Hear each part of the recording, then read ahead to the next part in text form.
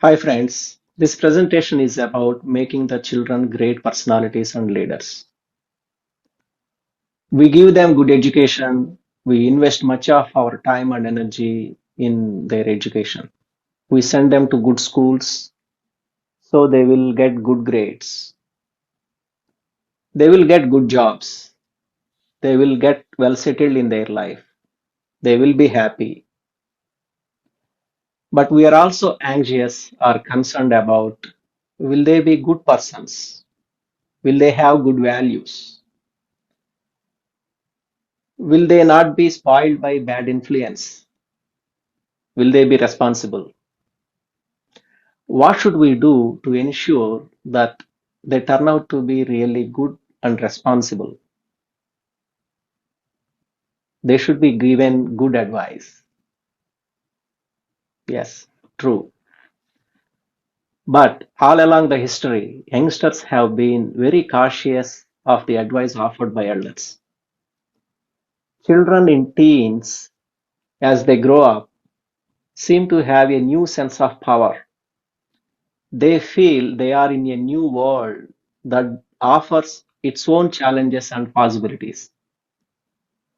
When elders give advice, the youngsters feel that they are yesterday's answers to today's situations. This is especially true now, as the children are more at ease with cell phones, computers, than we grown ups are. They seem to know better. For them, we tend to appear simply outdated. So, what can we do? We must talk to them through people whose opinions they seem to value most. Who are they? Their own friends.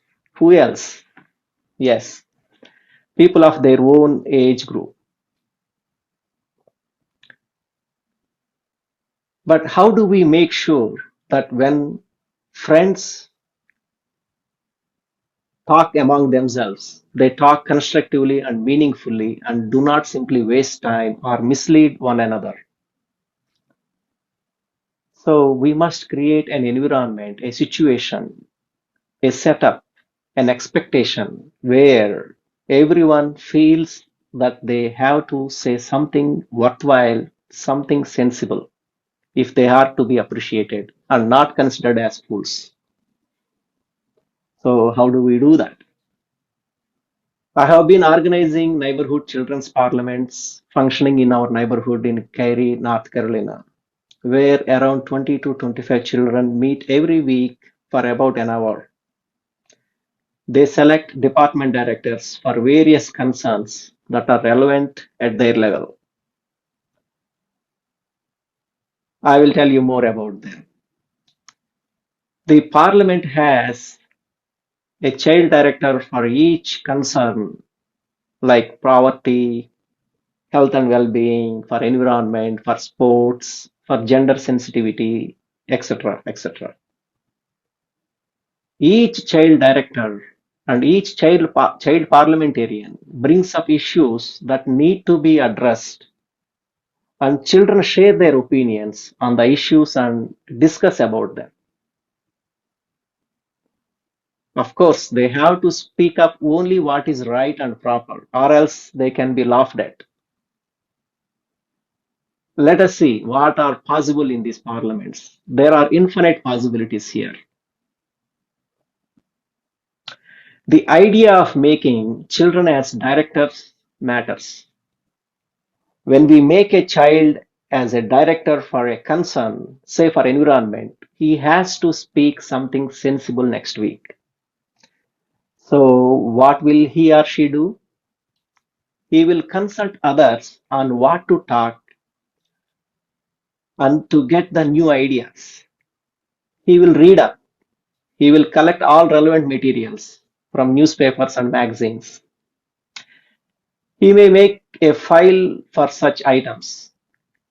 In short, he will be motivated to go deep into the matter. He will become a specialist on that subject. He will become a leader in his own right. His curiosity for knowledge will grow as he goes deep into one subject. He will tend to be studious with regard to other subjects also. Interesting, isn't it? When their friends, as department directors of various departments, share information and ideas from various angles, children can have a multi sided awareness on various issues. It is an informal learning process that will make them explorers for knowledge. Another possibility is that when children discuss on the problems presented, they become more and more articulative. I know many children who have emerged as good speakers due to this process. If they are attending these parliaments once a week for 2 years, definitely they emerge as confident communicators. A real communication training is possible in these setups. After discussing what will they do, they decide what they can do individually or collectively, and they go ahead and implement them. That means they become proactive. That means instead of just thinking just about their own difficulties and complaining all the time, they are thinking constructively about what they can do for others. That is what we call greatness or leadership. That will make them happy. They will grow as great leaders. A good team will form in the parliament.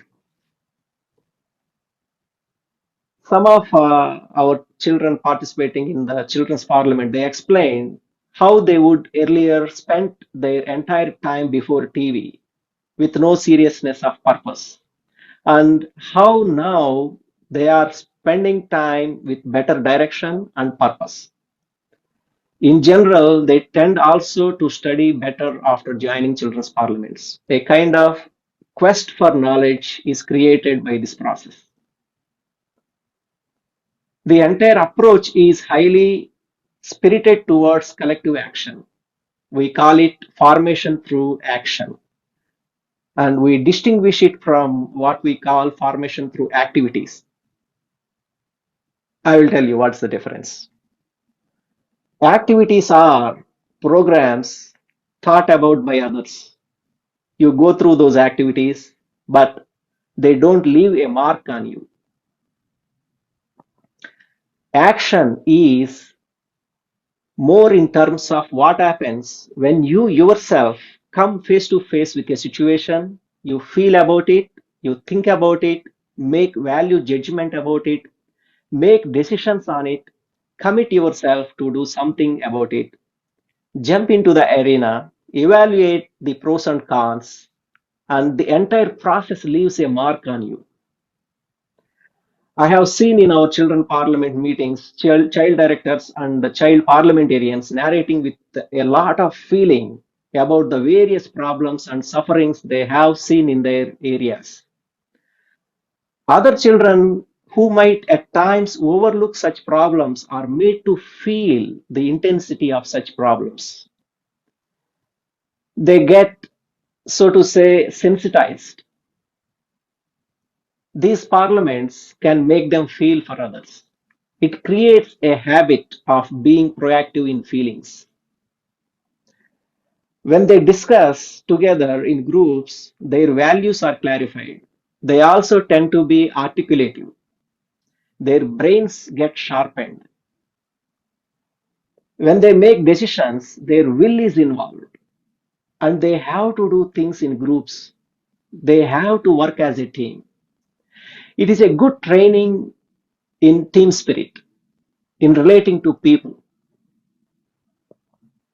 Another significant aspect in these groups is the practice of review of decisions, actions, and the follow ups.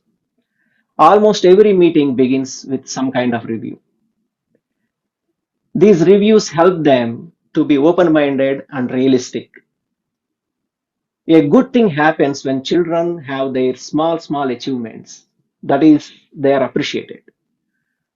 This builds their self confidence, encourages them to be more and more involved in constructive things. It builds a kind of taste for standing for great things. So, this way, they will also become great leaders. A leader is the one who knows the way, shows the way, and walks the way. Here, the very process builds awareness and clarity, tones up articulation and communication skills, and encourages positive action and involvement. Great leaders have come up from this movement from children's parliaments. For example, Malala Yousafzai, the youngest Nobel Prize winner, is one. She was the Speaker of Children's Parliament in Swat, Pakistan. Children's Parliament approach gives scope for leadership growth, not just in a few children, but to all the children. I can confidently say that because our approach is not giving chances to some people, but to all the members.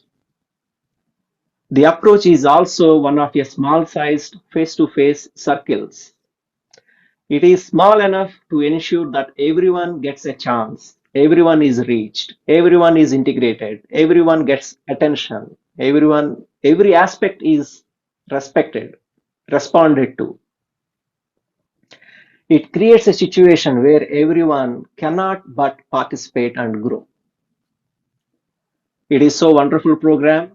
We should have this for all our children. When we have many children parliaments in each and every neighborhood, we can have meetings at the levels of the town, county, state, and nation. They are very helpful. They widen the horizons of children and give children better challenges, dreams, and visions, very essential for a leader. They give connectedness, perspectives, and sense of empowerment and are a big motivation to perform better. Someone or other has to shoulder this responsibility, and some people have to work at it and have to support the others. I will be happy to contribute for these children parliaments in your area. When we spend so much for getting better grades for children, should we not spend some time for their, giving them better values, better hearts, better character, better minds, and better leadership in the children? This is really an investment for their future happiness. No man lives in an island.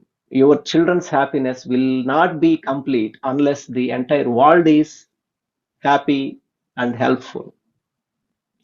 It is not enough to help at one neighborhood level. We must support organizations that promote such movements throughout the world.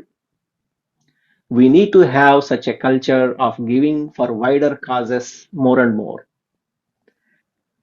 Why don't we start today, right here, a network for such parliament? Please contact me if you would like to be part of it and support the children's parliaments movement at ever wider levels. Small drops will make an ocean. I'm happy to support you with enthusiasm. I will facilitate the children's parliaments meetings. We will work together in this and in facilitation too. We will together make this a grand success. I see that with your generosity, the future looks bright for your children and for the children everywhere. Thank you.